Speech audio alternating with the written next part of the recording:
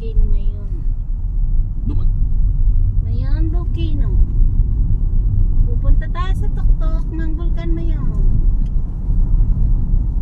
Nakakada talaga yun sa may kagsawa. Laing kita ulo ka. Ayun, kita ulo natin. Ang dalagang Pilipina, yeah. Yung parasukan naman si ate. Magamon din eh. Yan naman ako. Ay siya sanay mag ano, Mag-angkas.